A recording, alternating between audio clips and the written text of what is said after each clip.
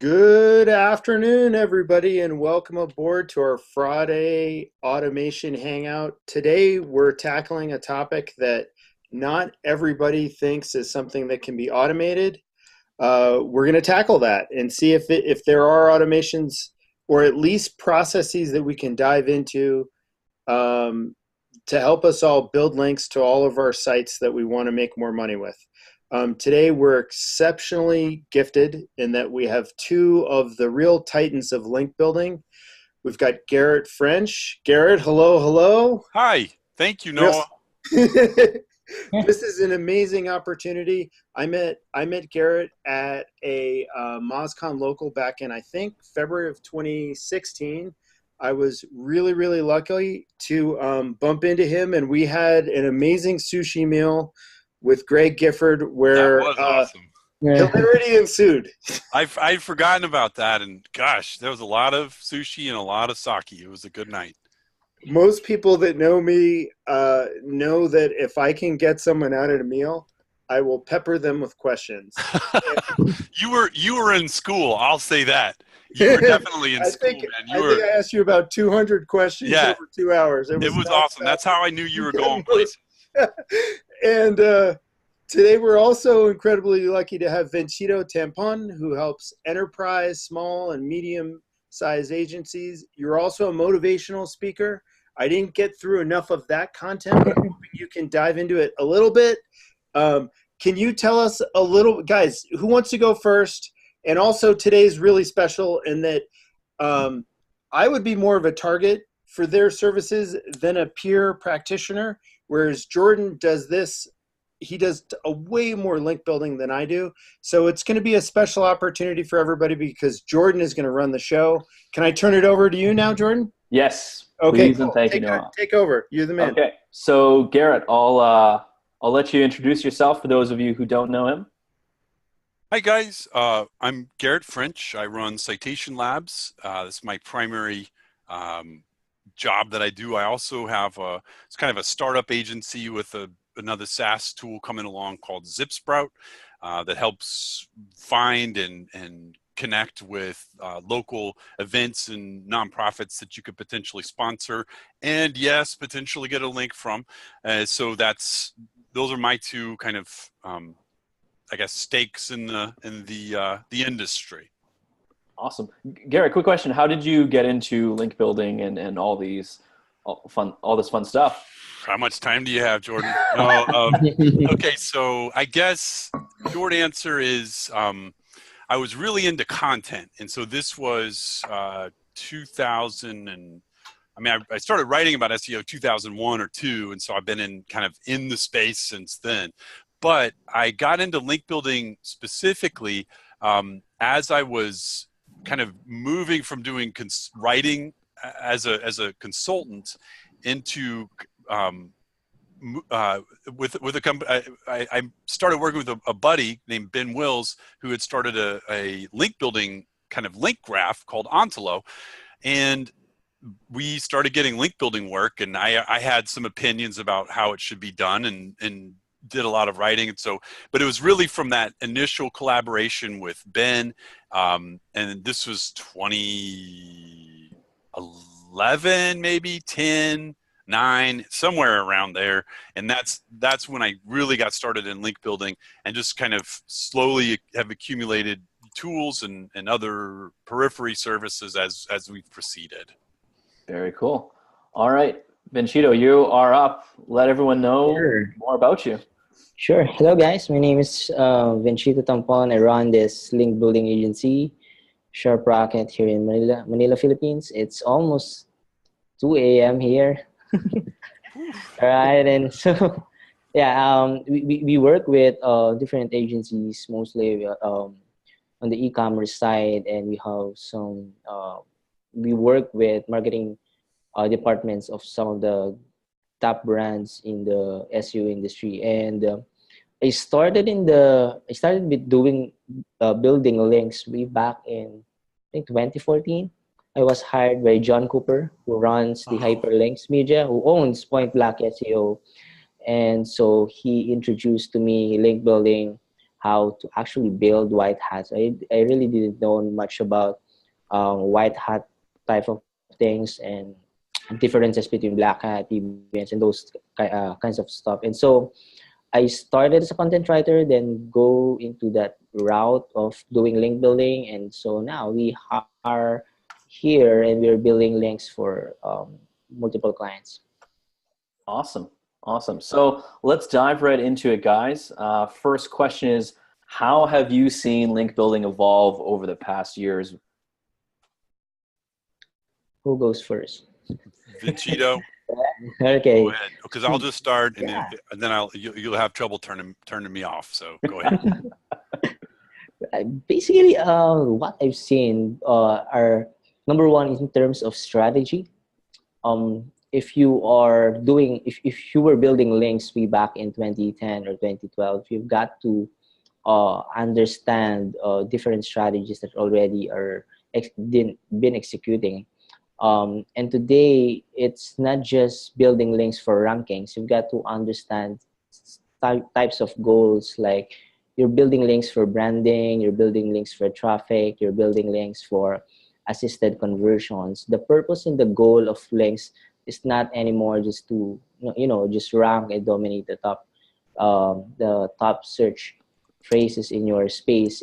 So the first thing that I think that has already been evolved in most agencies and most companies is how they actually aim at building links. So the purpose and the goal of link building. I think that's the first place. Interesting. So have you seen it shift to link building being branded more as like a digital PR strategy, or do you see it still as link building for building links then? I don't think so. That's already been combined with digital PR. Digital PR and link building are still they're still different from each other, in such that link building is still more focused on the making sure that the pages are getting some traffic from organic. Digital PR is more of the advertising and the brand impression and all of those things. So I think there's still differences between digital PR and link building. Cool. Can I jump in? By all means, Noah. Garrett, it seems like you talk a lot about this in your seminars, the difference between the two practices and really the different parts of the pyramid that each is attacking. Is that right? Sure. Oh yeah, I see two different sort of tiers of publisher. So the top tier are the ones you've heard about. You've seen them when you look in the news or what have you, or if it's an industry specific, you know who it is. And then there's everybody else. And so I leave the top tier to the PR teams and the neomams of the world, like the fractals who are really kind of swinging for the fences with a big data play, and concentrate on how do we scale engagement and outreach to the rest of the publishers who kind of support or right into this, whatever the space happens to be, and kind of write for the types of customers that you're trying to reach with your rankings, for sure. But you want to face them in the on the publishers where you get links from. You want to the best of your ability still be customer facing when you land on those when you get those links. But yeah, definitely the shift I've seen is a huge kind of just in terms of what people are talking a lot about and what people are writing a lot about and what gets shared the most on Twitter or on LinkedIn. It's almost always more of the newer school of big branded pieces, like Venchito was saying, that are that are data driven generally, and sometimes not super relevant to the target customer or always to the topic of the company. So sometimes I see square pegs shoved into these round holes. But anyhow, that's in the past, ever since the rise of the infographic, I guess 2015 or so, maybe sooner. I've seen, and that's just kind of what is talked about the most, and what people kind of think of when they think of link building more, in the past few years, for sure. Interesting. So have the both of you seen link building becoming more and more difficult as more companies get into the link building space over the past few years, or has it stayed relatively the same? Go ahead, Venchito. Yeah, I would say in terms of strategy, there are a lot of SEO companies are already pushing towards thinking more of the relevant side rather than just thinking of a strategy or a specific tactic.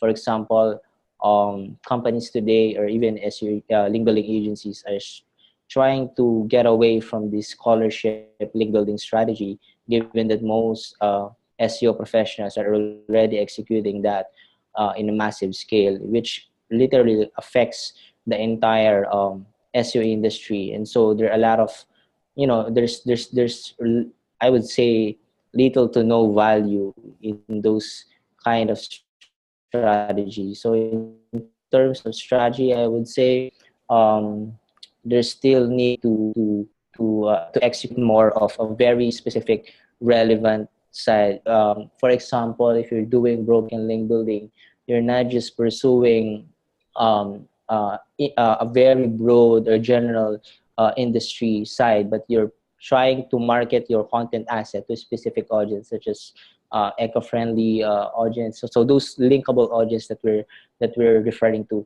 based on the Garrett French article. Cool. How about yourself, Garrett? I'm sorry. Could you ask me the question again? Yeah, of course. I swear I was listening. I was just, sorry. No worries. It's Friday, man. So my question was, have you seen link building become more and more difficult over the years to say earn a link or even just get a response from someone that you're reaching out to? Well, for links and resource page link building, we've definitely seen that. It's just like Venchito was talking about with scholarships. I mean, these folks are getting now probably hundreds of emails a day with new scholarships, or if you have a links and resource page on eco-friendly stuff, they're probably getting a bunch of emails every day too. And so it's definitely a more crowded, like if you're using that specific tactic, it's crowded, it's harder. We're still, building lots of links. I mean, is it harder now? Definitely. Do we have to send more emails? Yes. But sending emails isn't necessarily super difficult. It's disheartening, and you're like, man, why do I have to send? But, I think for specific tactics, it's definitely harder. But I think to Venchito's point is what else, if you're starting and you're asking what's our strategy, what tactics will support that, I think that's a more that's going to keep you targeting relevance or targeting where are my customers actually going, my potential customers. How do we connect with them? What kinds of context do we need to either create or look for on page that would be a signal for we should send an email to somebody. So I think it's like for some of the core tactics, links and resource page, sponsorships have been, or not sponsors, scholarships have been big for years, and they're definitely. I mean, you could still get links doing them, but yeah. I think the question is also it's not just how is it difficult, but some of these there's a less of a return on the work that is performed, and so it's not just is it more difficult, but some of the core frequently done tactics are getting just pummeled and kind of probably less value at this point, like the scholarships example from Venchito. Mm-hmm, mm-hmm. Noah, do you have any questions? Can I share a link building tip that any serious link builder will laugh at? Well, let's test that theory. Let's go. Okay, I'm serious too. So you're having trouble making me laugh. Yeah. So last week I was on Twitter. I saw a link to another SEO's article that looked really interesting. I was on a mobile device, went to their device. Their YouTube embed on their SEO site was all busted. So I sent him the CSS to make his YouTube embed responsive. And he was like, oh my God, thank you. No one ever gives good feedback. And then I followed it up right away with, oh, by the way, we have a new automation hangout. And as I said it, I started cackling at myself because I didn't mean it like a broken link building kind of outreach kind of thing. But after I did it, I was like, oh, I gave real utility and real use in that opportunity, and he cared about what I had to say. So it was pretty funny. No, that's a good. Now scale that, Noah. Then you've got a link building program on your hands. You know. Yeah, right. By the way, I'm joking. I said they laugh at me. Oh man, I missed the joke. See, like you even told me. You gave me fair warning. So yeah. Sorry. It's a tough crowd, Noah. That's all. I know. We're a tough crowd. I said it was laughable. All right. So, what's everyone's tool stack? I'd love to hear more about what tools do the both of you find useful that you're using on a daily basis for any part of your link building process. Sure. As an agency, we're actually using a lot of tools, primarily if we are executing broken link building campaigns, we are using Ahrefs and link clone. We're also using citation logs just to semi-automate collecting link prospects in a specific industry. So you're also using metric tools like SEMrush, pretty much Ahrefs used to identify the DDR, PA at the same time, making sure that the site has some organic traffic in place. So we have some benchmarks. So we use a variety of tools basically for link prospecting, for link qualification, at the same time for outreach. We are just using Gmail, a lot of Gmail accounts for outreach campaigns. Interesting. So you're actually sending them out manually then? Yeah. Wow. Are you asking the client to build email accounts on their domain? And are you getting emails black labeled as part of that process? Yeah. Yes. It really depends on what the client wants and the agreement. We are using client's email address or their corporate email if the client or if the website of the client has that kind of branding, has that kind of authority in the space. Wherein when we send an email message using their corporate account, it's much more effective in terms of getting responses, in terms of getting links. And but primarily we're using Gmail accounts because we want to build relationships using our own accounts that we can actually use to different clients that we have. Interesting. So they're almost like personas then, rather than for client ABC. There are persona email addresses. There are also corporate email addresses. So it really depends on our agreement. At the same time, on if is it more effective to use that in this specific client. So yeah, it really depends. So we're using a variety, but basically primarily we're using our own outreach accounts. Interesting. And with your tool stack right now, like for example, I know SEMrush has an API. So are you using any APIs to prospect in bulk? And if so, what does that look like? We haven't had that kind of process, but we're using it manually. So I think that's something that we have to internally think about. So yeah, we still haven't any tools for APIs. Yeah. Cool. Can I jump in? By all means. Yo, excuse the yo.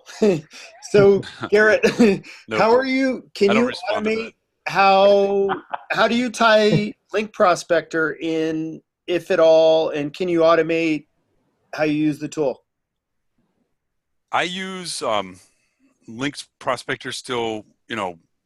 I'm the sole prospector, and that's not true in the last year or so, but I'm the primary prospector for Citation Labs work, and I mean, we send a lot of emails, and we got about I'm trying to give a sense of how many emails and prospects we need monthly without saying any actual real numbers, but we've got about 100 employees all the way around. Wow. So we're a good size company, and I do all the prospecting, and my core tool, especially for blog discovery, remains the link prospector. I'm using, I've got my unlimited account, so I just scrape the bejesus out of the search engine that we choose to scrape, and I'm just not going to even say their name. We all know who it is. But yeah, is it automated? No, not at all. There's, I mean, I have to put it. I do research. I can tell you about what we have, like where we do have a direct automated approach, kind of figured out. But it's on the Zip Sprout side, but it gets away from the core. I'll answer it because one of the further slides really addresses it directly. So I'll talk a little bit about our stack, but it's not. We don't, from an automation perspective, we just the link prospector is where we start for discovering publishers. We're primarily looking at trying to do guest placements still. There are cases where we do, brand mention stuff, and for any kind of brand mention or link changes or corrections, we like to use that's when we like to use a corporate email address.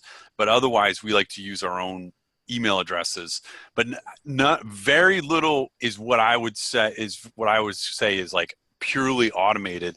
But so we do prospecting, then I dedupe that against the universe of publishers we already know about. So we're only only going after new ones with whatever prospect list I've just done, and then then it goes into qualifying and contact finding.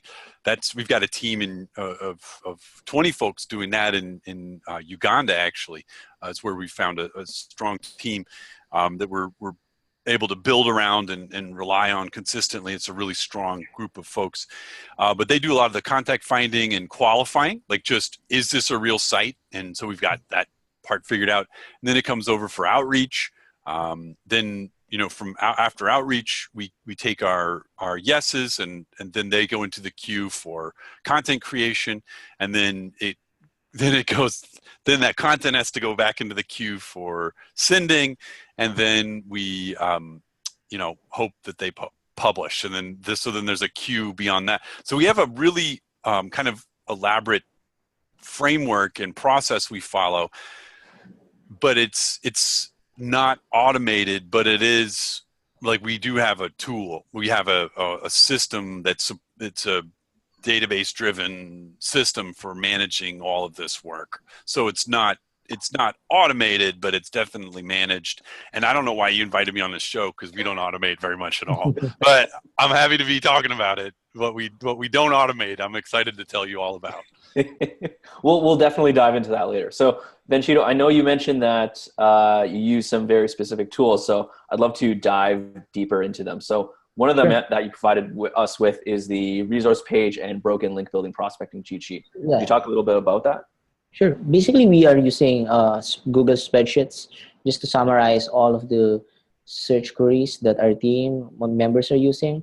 So we try to look at any search query that produce a lot of results in a specific industry, and we try to collect them. And if ever we have a new client, we just source them out and see if we can actually have a list for that specific industry. So basically, a cheat sheet is what we give to our new members, just for them to have an idea what type of search queries they have to use, but they still have the freedom to to test and experiment which search queries will give them the best results for a specific line.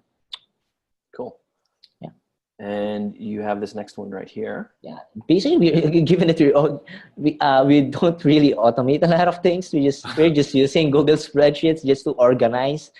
And so The good thing is that we're able to just summarize all of the details, making sure that the the important details that we need to use for sending emails is already in place, and we have separate spreadsheet for each of our clients just to make sure details are organized, and we also have our main spreadsheet to for all of the brief overview and in terms of the industry, in terms of the metrics agreed upon with our clients. So we have that kind of thing, and at the same time we also have individual spreadsheets for our clients.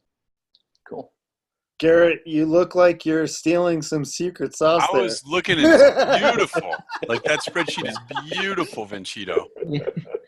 Like don't, yeah. I was just kind of parsing through what I'm seeing, and you're keeping careful records of individual URLs, Yeah. and you're kind of curating and tending your own massive lists of curated resources.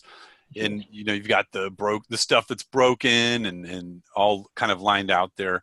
It's beautiful, and you're tracking how they came in the door, what specific queries you used, what was the footprint or the query that you used.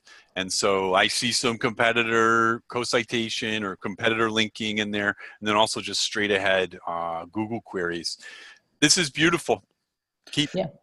So in terms of automation and link building, I mean, really, it sounds like it's like how do we automate project management more than the tech stack or anything like that. Do you guys automate how you get stuff from step A to B to C to D? Only in one context, but go ahead, Venchito. I was just going to say. Yeah, there are just certain phases in link building wherein we need to identify repetitive tasks, wherein if you can actually we just have to think if you can actually automate that. For example, in terms of verifying email addresses if they are valid or not. So we're using email verification tools just to make sure these emails, if we pitch this contacts, we will not be receiving any bounce emails or any failed messages or replies. So I think just identifying what are the repetitive tasks, at the same time what are specific problems that we can actually solve using a tool, and not looking at every phrase and trying to automate every stuff. I think we can't really automate everything. You just need to look at certain problems that we need to fix with some tools. At my agency, it's like process management, and some steps in onboarding processes become miniature black holes where you have to intervene. And those are the most annoying things of all for me. Like if someone's given you analytics access or search console access, there are so many miniature little bottlenecks to processes. I mean, do you guys encounter those with what you're doing, and how do you overcome them? Sorry, Jordan. No, not at all. By all means, guys, go for it. Venchito, do you want to tackle that first? Okay. I think Garrett can answer that. Sure. Okay. How much time do you have? No, just well, let me peel this back a little bit, but basically how do I address, I call them rabbit holes, or stuff you kind of fall into that's potentially going to get you away from doing the work that needs to get done. I find those the most in prospecting, especially links and resource page prospecting. I try to get, you just sort of know over time, when those things are likely to happen, and you try to shortcut and just say, this is going to have to be good enough, or I won't know every single URL that I could possibly email. I'm going to know 95% of them. So it's also kind of giving yourself time limits I think I would look at, and I'm not sure specifically what the outcome is that you need to have happen. The other piece is maybe that's so how I scaled the agency was I just picked the things I didn't like to do or I liked doing the least and then hired people to do that. And so if you could treat this the same way, but it might be that you need somebody that's a little more like hard-nosed about it, or I don't know what it is that's drawing you off task, Noah, but whatever that might be, just give it to somebody else, who maybe already has, or you can talk to them about what the output needs to look like from this task, but then you get to walk away from it. So that'd be the other suggestion I would have specific to that. I didn't mean to take us down a rabbit hole. Thanks a lot. I could have said so many other brilliant things about link building. You're just killing it. No, just messing. No, that's a great question. I think it's there's a lot of space where you should be talking about little hacks or ideas for improvement on your within an agency for sure. So I enjoy talking. Anytime I'm saying words, I like it. So. So with that being said, it sounds like, Venchito and Garrett, the both of you don't really have a whole lot of automation in your link building process. So I would, with this question, should link building even be automated, right? We know that the most effective campaigns require a lot of, high touch personalization. So I'd love to hear a little bit more about, why haven't you gone down this rabbit hole of automation? Yeah. I think mostly in terms of automation, I think that you just need to strike the balance between finding activities that should be done manually. For example, outreach, building relationships with publishers, conversing with them. This thing should be done by a VA or a team member, whereas link prospecting can be done on a scalable basis. So identifying activities that should be done manually because it requires human eyes. For example, checking every URL if they're relevant. It's not something that can be automated. So it requires human eyes to see if it's actually niche relevant. Metrics can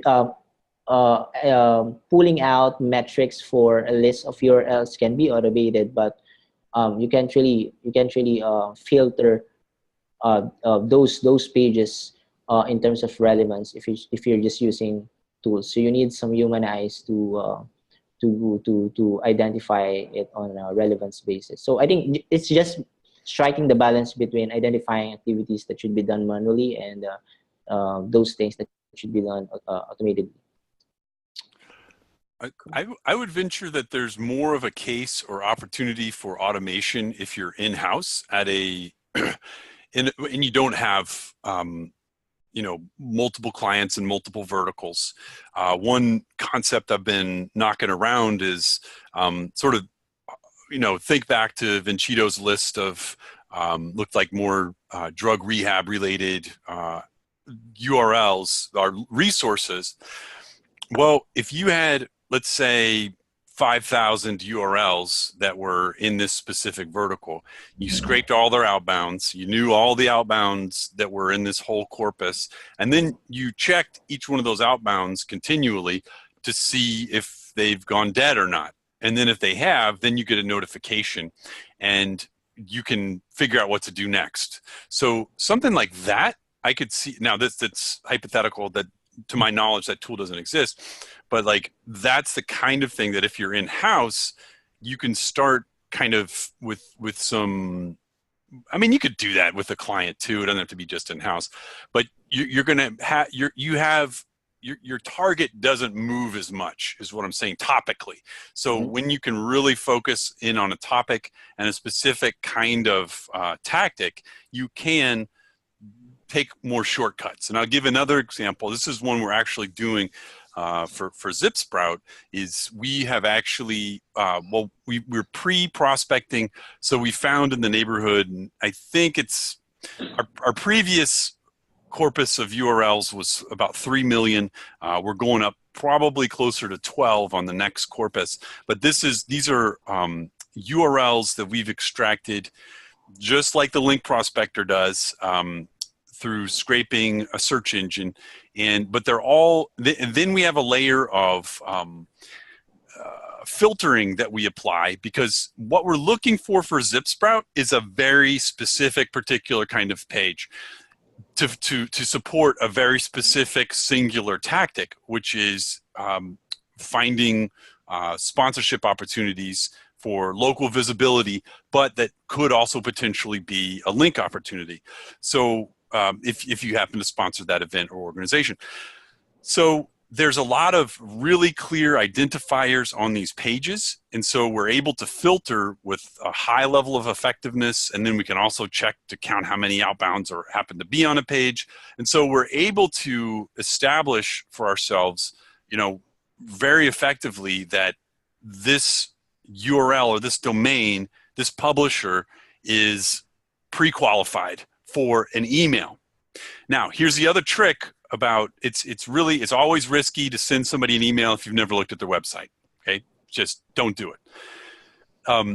But the thing is, if you're buying, right, like we're going in, we're trying to find price on a sponsorship opportunity. Okay, if you walk in a store but you walk in the wrong store, with money, nobody's going to really get upset with you. If you walk in asking for something for free, if they'll link to this or fix that or whatever, it's a different game, right? So there's more leeway, in my opinion, when you're buying something. You can be a little more free with the emails you send. Now, I don't know for sure that we're going to be emailing without checking sites or anything. Process-wise, I don't think we've fully established that. I do think we're probably going to have a layer of human, hey, let's look at this site before we send an email. But what we're trying to get is a big data set of pricing information for sponsorship opportunities in every city of the United States. So we have to cover a lot of ground, and so it is sort of link related, guys. It doesn't have to be just links though, because this is also very much about just pure visibility, local reach, that sort of thing. But it can also be about links, and that's why I bring it up. But the point is, when you've got a singular tactic, when you've got some very clear signals from the page that qualify that page for being worth sending an email, that's when I think automation is more possible. And we're not going to try and build a link from every one of these. We're just trying to get pricing information. So it really isn't even link building per se. But the point is, it's about if you can really qualify, you've got a singular kind of tactic, that's where automation is going to be more possible. Or more, you're going to find more process improvements you can make. If it's going to be something you do long term, you're going to have more justification for building out tools for these very specific tactics. So, on one hand, don't do tactics, but on the other hand, do tactics if it can make sense. And so, anyways, ask me more questions though. I'm afraid I probably glossed over some important parts of that. Can I ask a question? So in a number of your videos, guys, you talk a lot about, hey, I'm working on something, I've got a hypothesis. And a lot of these hypotheses, I haven't seen follow-up videos after. So is that a question, Noah? I don't hear a question. I hear an accusation, but keep going. Pointing fingers, but not Venchito, but that's Garrett. So the question is, I didn't think anybody watched them. I love what you just said about that. So you have a tactic, you figure out a strategy, and then you can then potentially automate it. So I'm hearing a potential for building out a process around the creation of an automation, workflow per tactic, by tactic. And then the second piece of that, I guess forget what I just said, but the next question is, how am I supposed to forget that now? Can that be automated? What did I do to you? I had too much coffee. Oh my God. I have like this much. I didn't sleep very well. No, I love it. I know we Ask put me an offer on a specifically, house, and like, I didn't I say don't know what that. I'll say lots of different stuff, but follow up with me and I'll answer your question if I'm able to.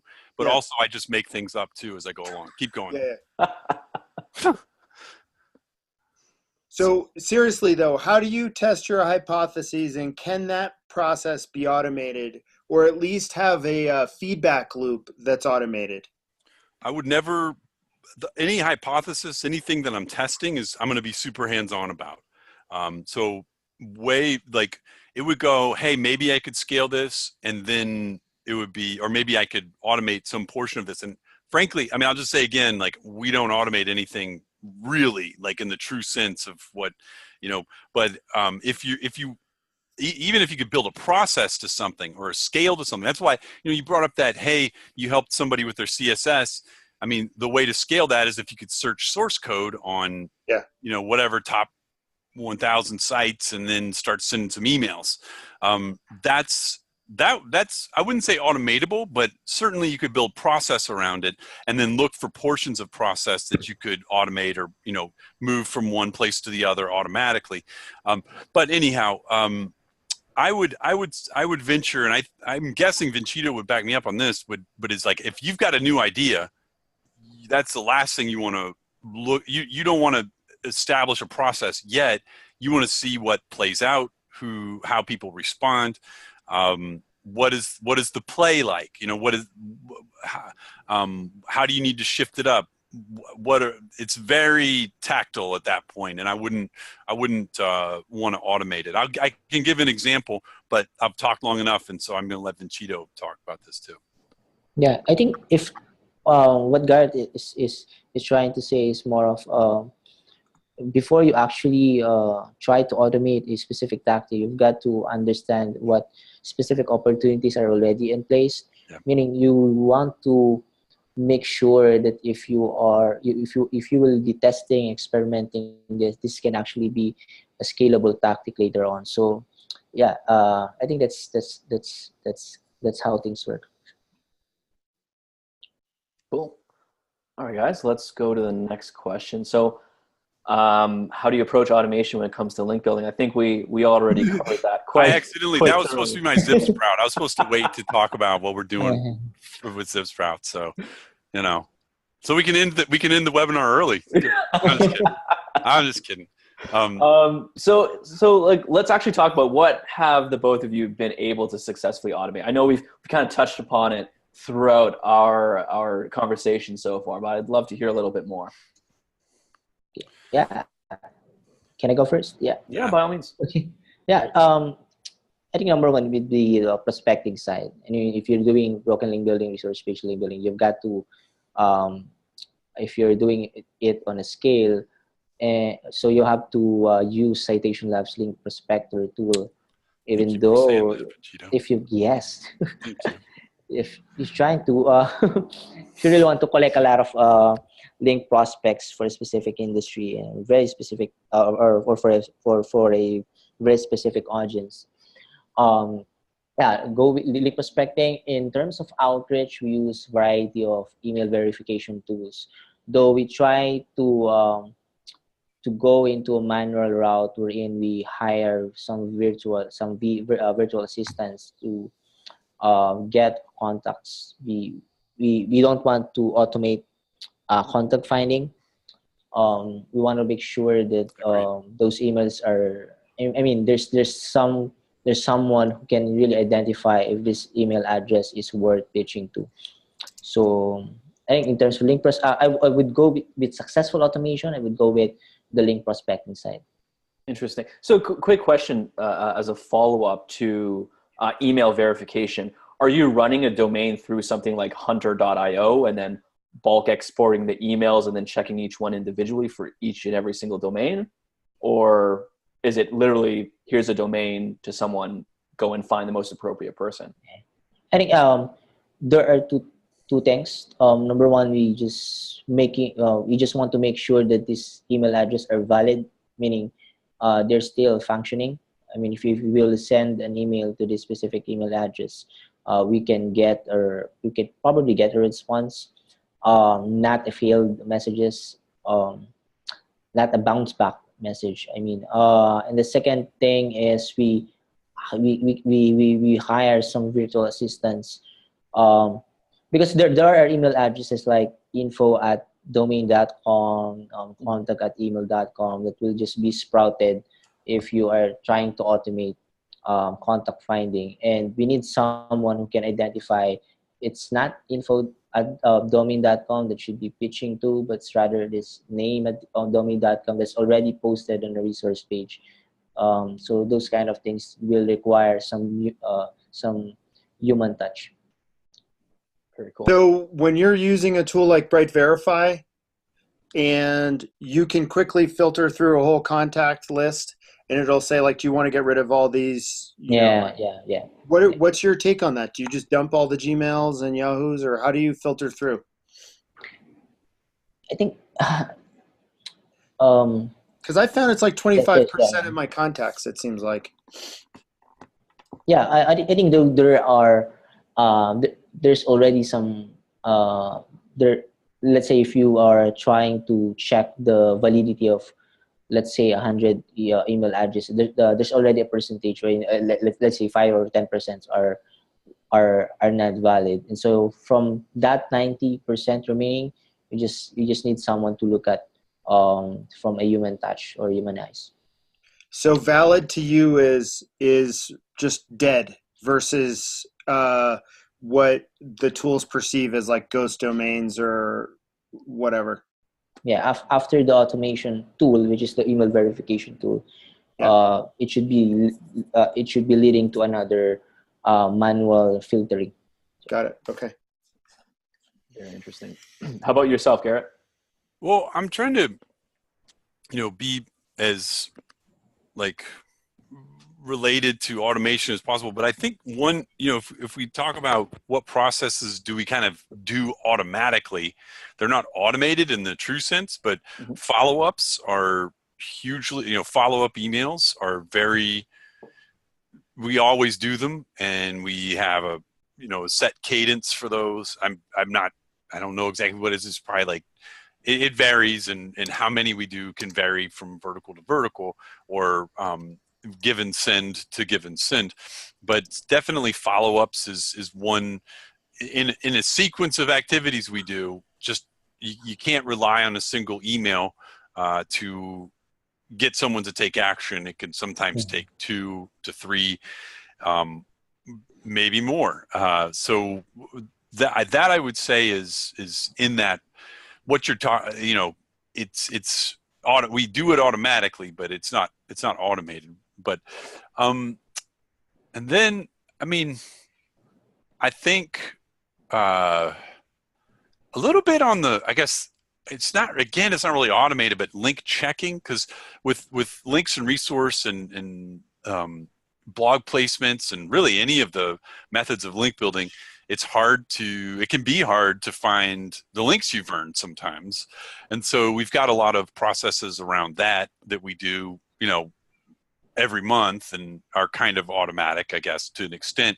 So we're looking for large groups of pages that could potentially be a link that we've earned, and then we check and see if there's actually a link on there, and then we of course have to verify against where we've sent emails to make sure that this was really ours. And so maybe a little bit on the link checking side, but I think my takeaway from this is that there's still a lot of opportunity for tools for link building agencies. There's I think some potential for automation in some of these key areas that, if you make tools, you should be definitely paying attention to this. But anyhow, so follow up, and then kind of link checking as a job that we do, I would say is definitely, it's automatic, and that we have to do it every week. And then we have some key, super repeatable kinds of things we do. We're checking hrefs, and I don't think we have like that we're actually pulling the API data at all. That'd be a really good idea for link reports and everything. But I'll check in with the team on that one. But yeah, I think there's definitely some automation opportunities there in the link checking side, and then also again in the follow up side, just remembering to follow up and having that kind of sequence all mapped out already. Very cool. And have any of you failed miserably at automating something? Okay. There's a lot of things. I mean, Yeah. Please, by all means, share. Yeah, we tried automating initial pitches to link prospects. So instead of though we really understand that we need to actually send templated emails, there are variables in emails that you need to actually personalize depending on the niche and depending on the client that you're working with. But we have tried to automate sending initial pitches to 100 or even 1,000 email addresses, and it fails. It failed given the response rate and the conversion rate is very, very low. So I think that was just an experiment that is bound to fail in the first place. So interesting. Why do you think it failed? I think the idea of there's no sense of personal touch. I mean, personalization is still key. Though you can create templates, email templates for specific list of link prospects, you still have to get some variables just to insert relevance from a receiver, from a sender to receiver point of view. So I think the personalization still matters, especially in a local and niche to niche gameplay. So, Garrett, I see you're nodding your head. Oh yeah, just the smaller the pool of opportunities, the more personalized you need to be. I just told a B2B company today that we wouldn't be a strong fit, and they need to look for a PR agency because they're in a space that only they've heard about. Like, not really. There, but they only have one main competitor, and so it is a small niche. And I can tell you who links to the competitor, but so can they. You can just go to any tool, and the real at that level, it should be more of a kind of a PR play, and it's a pure relationship play. And every email has to really provide and have a very clear provision of value to the recipient. And in order to do that effectively, you really need to understand that specific space and that specific vertical. So yeah, I think the smaller, like that what Venchito was saying really resonated with me, because the smaller the niche, the more care that really has to be taken with, local is a perfect example. I mean, how many local blogs do you have? They're usually, I say it's an inch deep and a mile wide, but there's not a ton of blog opportunity in any given city. So you can burn through it real fast, and conversion rate is key there. So yeah, I definitely agree that kind of templated pitches, especially in small verticals, is a recipe for disaster. But as far as failures on our part for automation, this was a failure, a mismatch between tactic and I guess, I don't know. We used a branded email address. We used a client email address for link requesting, and for the first and last time, it was what I would call LNR, or links and resource page link requesting. Was in the the tech space, which is in hindsight, this is many years ago, but in hindsight, it was a very foolish choice. But just because there aren't that many links and resource pages that are pure tech, and then there's a, you know, you could go in the computer side, but I mean the computer science side, like EDU, but it wasn't quite a fit there. And so we emailed people with their permission from their email address until their lawyer called us and said, you must Whoa. cease and desist right now. And we sure did. But it was definitely scary, and definitely an important lesson, where I would say, but the mismatch was we were doing link requests with the corporate email, and we weren't doing them super personalized either. You know, we were young. I say we, but it was me. It wasn't we. This was all on me. But anyways, that was definitely a miserable failure, and it was a very anxiety-inducing failure as well. To be having several calls with the in-house counsel was definitely not, it was hard. It was a tough time. So that's where, like, if you're doing branded stuff, be super careful, and be super even more careful than you normally are in terms of prospecting and qualifying and all that sort of thing. This is another one. There's kind of another mismatch, and you kind of learn this along the way. This isn't necessarily automation, but I'd done a lot of prospecting of links and resource pages that were maintained by realtors, or I assumed were maintained. We had like 20,000 we wanted to send emails to. We ended up getting, I think, 3 or 4 links out of the whole mess of it after sending 20,000 emails. Wow. And right. And the problem is that they don't care about their links and resource pages, nor do they care about adding our resources to them. So it was the lesson was the publisher type doesn't care about updating their, like, if the link is broken, that might have been a better play, but we didn't even try that.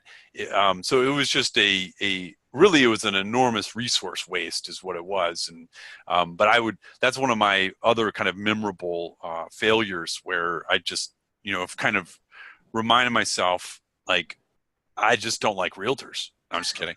I've just like, I've just, like, you can't expect, just because somebody's got a links and resource page, that they actually care about it, that they actually maintain it or update it. And so that's another kind of assumption that you learn along the way, is that not everybody with a links and resource page is actually a prospect at all.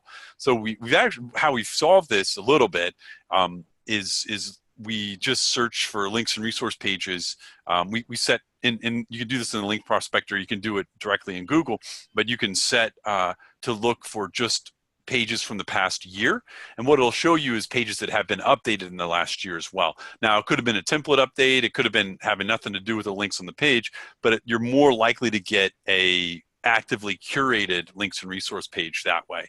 It's just by looking for pages that have been, just set the timestamp in Google to past year. So very cool. One little workaround for that. But and now that we're coming to the top of the hour, last question here: what's the future of link building? Both of you. The $1 million question. Yeah. Go ahead, Venchito. Yeah, I don't know what to say. I'm gonna have to hear you say it first. Yeah. I think there are already a lot of roundup posts about that. There's a lot of SEO posts about the future of link building. I think links are still valuable, and the reason behind is that visitors visit pages through these links, and I think that's a very important point, that links will never be less valuable in terms of I'm not sure, not just rankings, but all of the traffic, assisted conversions, all of those things. But in terms of the way agencies and companies execute link building, I think there is a need to specialize, and not just choose a tactic from a list of strategies that's already been posted somewhere. Agencies and I think companies need to learn on how to identify available link opportunities on their in their specific industry, and not create but try to understand why are this linkers are linking to a specific competitor or to a specific website. By understanding the relationship between pages and pages, I think there is an opportunity to discovering a specific tactic for that specific niche. And not just strategy and tactics. I think there are a lot of need for tools. Zip Sprout. I just recently tested the Zip Sprout sponsorship finder, and we're trying to add another service in our agency. Thank you, Venchito.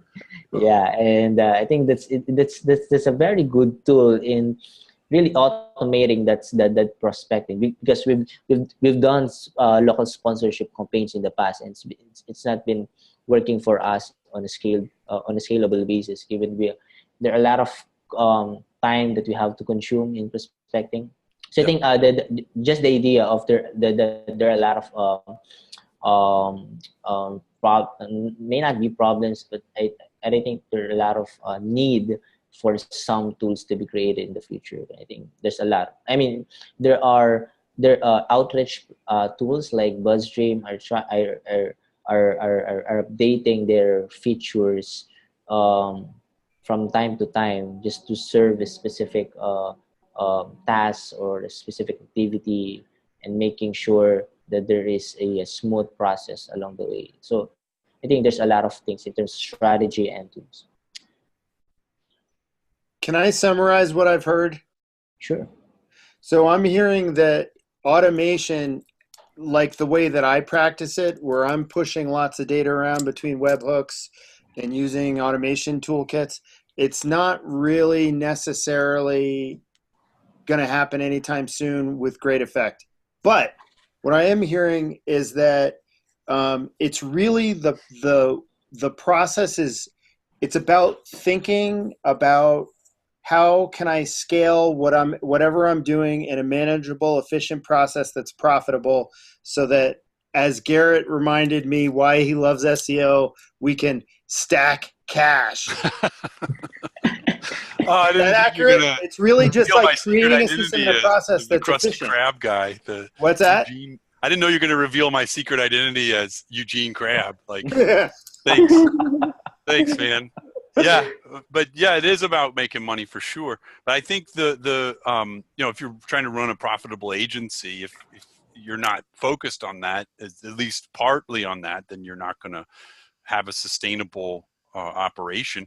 But yeah, I think from a future perspective, what I'm always looking for is how important does the link remain for Google, and I rely on understanding that from my peers in the industry. Just what are folks saying? How impactful do links seem to remain? And so from what I hear, links are going to likely remain a key element for ranking decision making for the algorithm for the foreseeable future. And then the other piece of that is really on a niche by niche basis, as I think Venchito does in his agency, is looking at how do we find sites that will send referral traffic that are potential. So it's also about asking and thinking deeper than just the SERPs, but hey, what's really happening? What is this audience like? How can we connect with them in a meaningful way, and maybe get some customers or visits from those from that visibility that we've worked so hard to earn. It's so expensive, all the time spent prospecting, qualifying, contact finding, template writing, template personalization, and it's like, well, what else can we get if that link happens, how can we make that link as valuable as possible? And I think that is where some of the future could be as well. But I just made that up, so it might not. But that's what from thinking about it from what I know Venchito does, and I think there's a lot more that remains in that particular space for growing the potential value of link building. Very interesting. Very interesting.